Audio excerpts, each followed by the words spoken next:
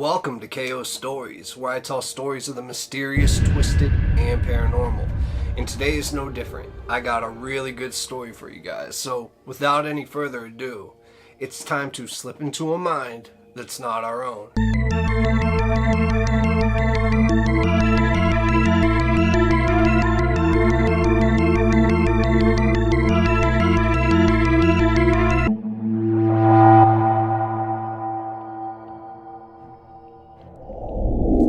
What's going on, guys? I just want to remind you that coming up for Halloween, we have Hell Week. And Hell Week is going to be 7 stories, and it's either going to be the week leading up to Halloween every day, or the last 2 weeks before Halloween leading up every other day. Kind of let me know what you want in the comments, like if you want it every other day or if you want it every day. Right now, I think it's probably going to be every day, unless y'all can change my mind in the comments. But thank you all for coming back, and if you don't mind, I heard just asking this helps. I started doing it, now I stopped, but I'm going to ask real quick if you can subscribe so I don't have to ask you again. Turn on those post notifications, like this. Algorithm is killing me, people. I need some help. Thank you. Now let's get into the story. It's a good one. Tammy Leppert was a beautiful actress that was 18 years old from Rockledge, Florida. And she grew up with a bunch of pageants and modeling as well, so she even appeared on the front of CoverGirl magazine once. But you see, her real ambition was to be an actress in the movies, and she was heading in that direction when she did a low-budget film that was called Spring Break. And that led to a far bigger role when she landed a part in the movie we all know and love by Al Pacino called Scarface. Now, admittedly, she didn't have that big of a part. I mean, Tammy appears as a bikini girl lookout, but, you know, I mean, come on, this was Pacino, and this was the big time at that point. And Tammy, at that point, was on her way during 1983, where she was now able to finally move to Hollywood. But not everything was okay with Tammy's life. I mean, nobody knew exactly when it started, but everybody agreed that she was troubled. She was deeply troubled. Now, we know that she suffered a breakdown on the set of Scarface and also came back from a party from her spring break movie in a state of nervous exhaustion. And this was because she was convinced that somebody was out there and they were trying to hurt her. Now, she was paranoid, and she confided in a friend saying that she saw something at the spring break party and it could get her killed. Then after that, she kind of fell apart. I mean, she wouldn't even eat, and she accused her own friends and family of trying to poison her on multiple occasions with food. Plus, she would only drink from a sealed container. Very paranoid. And then on June 1st, 1983, she kind of just snapped, you know? And she went to her house and found a baseball bat, picked it up, started to just pace around the room, and then just started letting off these huge screams and just started smashing every single window in the home. Now, Tammy's mother, Linda Curtis, saw this as, you know, this is the last straw. We really need to get her help. There's something seriously wrong with her. So after this, she made her daughter go to a psychiatric clinic for a bunch of tests. And Tammy was tested for a bunch of things, a whole array of things, and they all came back negative. She was also examined by a psychiatrist, and the verdict was she was stressed. Yep, that was it. Or at least that's all the psychiatrist found. Okay, so after this, you know, therapy was highly recommended. But Tammy never went to therapy. For one reason, though, and I'll tell you that in a minute. You see, that same week, at around 11 a.m. on Wednesday morning, Tammy told her mom she was going to Cocoa Beach with a friend, and that friend was named Keith Rogers. Now, Linda was actually glad that her daughter was going out of the house, even if deep down she was a bit concerned about, you know, her appearance and how she looked at the moment. Because, I mean, usually she would dress to the nines and even spend hours of time just on her hair alone, especially her appearance. But today she didn't even bother at all. She didn't bother to do her hair. It was just let go, and she kind of looked like a mess and didn't dress up at all. But Linda didn't bother making a statement. Linda didn't want to comment. She was just happy that Tammy was going out. She just told Tammy, I love you, and, I'll see you later. And Linda did love Tammy, but sadly, she would not see her later. And that's also why Tammy never went to the recommended therapy, because on July 6, 1983, Tammy disappeared out of nowhere. And Linda probably had a feeling about it because, under normal circumstances, Linda would not have been anxious if her daughter was running late or, not getting home on time. I mean, Tammy was young and also popular with a lot of friends. Not to mention, she stayed out past curfew before. And given her recent issues, Linda, though, was a little concerned. So with this nervous gut feeling, she started to call Tammy's friends and started, of course, first with Keith Rogers, the young man who drove her to the beach. But what Keith had to say would become extremely troubling. He said that him and Tammy got into a huge argument, and she insisted that he drive her to the home of a different friend that was supposedly 2 hours away. And I know if you're anything like me, this is the part of the story when you start to scratch your head and be like, huh? 2 hours away? A little weird.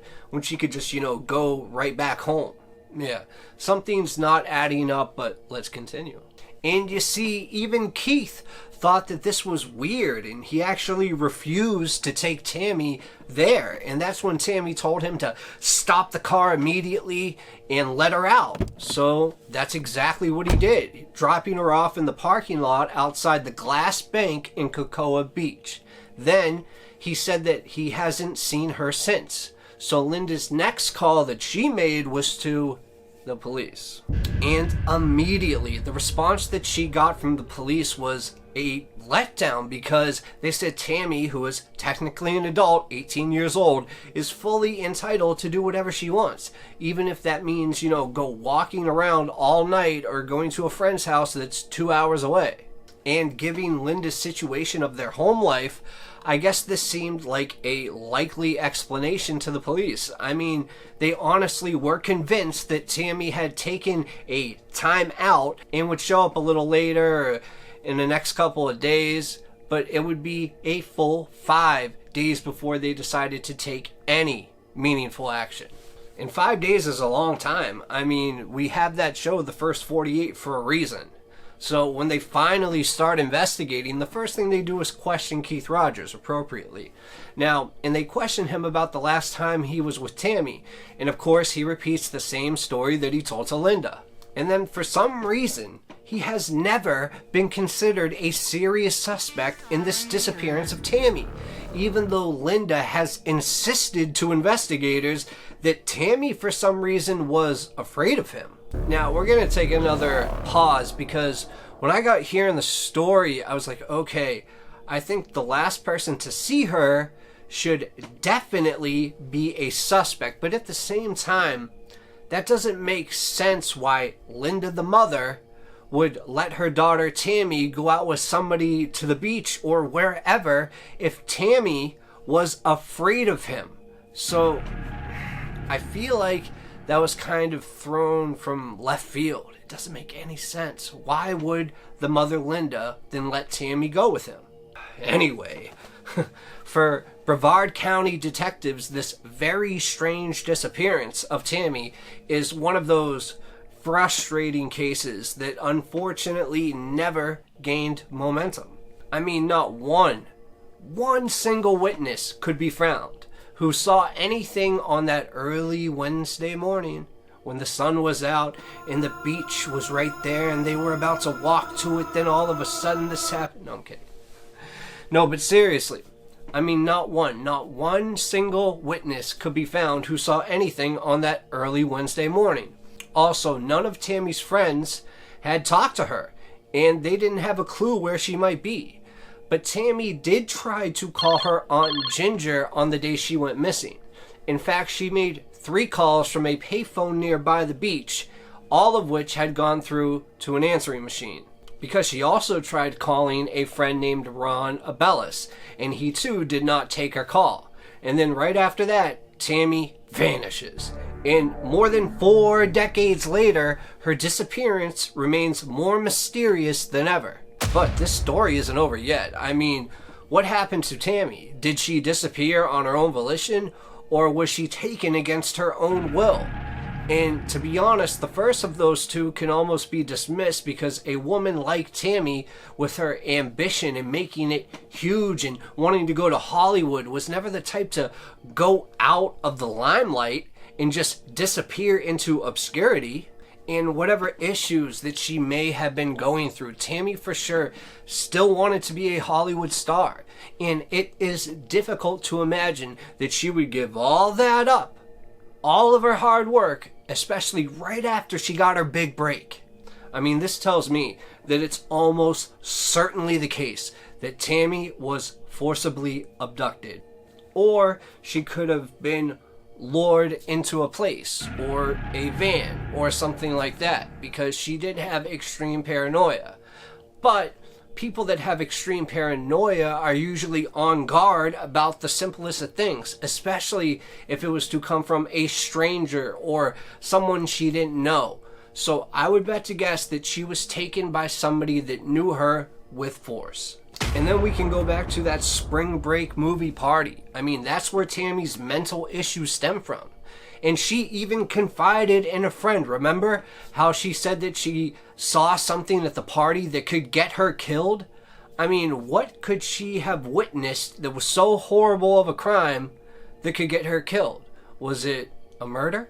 Well, her mother, Linda, was convinced that it actually had something to do with the drug trade or money laundering. I'm not sure how she came to this conclusion, but I do assume that she has been in the depths of this way more than me and has done way more research on her daughter, so I am just going to take her word on this. And Linda was so convinced that Tammy was murdered to prevent her from talking about what she accidentally saw, and Linda claimed that her daughter filed a report with the police, even though they insist there is no such report on file. Now this is getting interesting. Now, there's a real possibility that Tammy was actually killed in some drug-related hit. But if we're going to figure out who this is, things are about to get very, very tricky, because if it wasn't a hit, then that means it could have been random violence. And Tammy was very attractive, and she was a woman who would definitely turn heads, and maybe on that day she attracted the wrong kind of attention. Maybe she was taken by a predator that seemed keen on her that night when they saw her. Now wait, I only mention this theory because at that exact same time when Tammy disappeared, 2 of Florida's most notorious serial killers were actually kind of in connection to this case. Now, the first of these was Christopher Wilder, the so-called beauty queen killer.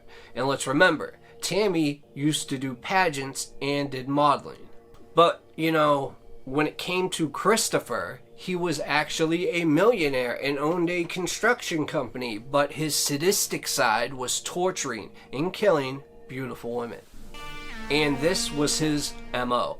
You know, he would approach a potential victim and introduce himself as a photographer, and then he would lure innocent woman to an isolated spot, saying that he would, take pictures of her for a fashion magazine. And Chris was extremely convincing, and he was also very hard-headed and very persuasive. And at least 9 beautiful ladies fell for this ruse, and unfortunately none of them made it out alive. And Chris was eventually killed in a shootout with police in 1984. But there's absolutely no doubt that Chris would have been interested in Tammy. The real question is, would she have been interested in him? Because Chris's victims were typically naive young women who just wanted the prospect of a modeling career. But Tammy already had a career and is unlikely to have been interested in some unknown photographer. And the police say that they did investigate Christopher Wilder as a possible suspect, but eventually ruled him out. Now, the other psychopath at that time that lived in Florida, who is also sometimes mentioned along with this case, is John Brennan Crutchley. Now, this man is very disturbed, and he was obsessed with blood. I mean, he even once kidnapped a woman, tied her to a table, drained off half of her blood, which he then drank. And although he is suspected in as many as 30 deaths, he actually was never convicted of murder. Instead, he received a life sentence for kidnapping and sexual assault. Now, John typically targeted hitchhikers, so it was possible that he did pick Tammy up on the road. However, there was no evidence that has been found, at least to this day, to link him to Tammy's disappearance, so we're back at square one. But mind you, these were just two prolific serial killers. There were some serious psychos on the loose in that area during this time. And this doesn't account for every other psycho that wasn't caught and your average criminal. Don't forget about them. You got to remember that predators are all around us. And think about poor Tammy, who was so paranoid about having to go face to face with any harm, sadly ended up probably getting exactly what she did not want. Now, somebody probably took and possibly killed Tammy. I hope for some reason that she ran away, just because I like to think that she is still alive. And who knows, maybe she had a reason for disappearing. But if I was an investigating man like I am, and a betting man like I am, I would have never ruled out Keith as a suspect. And they might want to go double back now that we have a lot of DNA technology. That's all I'm saying. I'm just trying to catch a killer, or at least a kidnapper. And I thank you guys for helping, which kind of reminds me, I'm going to do detective work. It's a new series I'm working on where I am going to live stream, and I would love all of you to join me, or as many as possible. And basically, I'm going to pull up videos. We're going to watch them together, and they're going to be short, mysterious videos on people that go missing or this and that.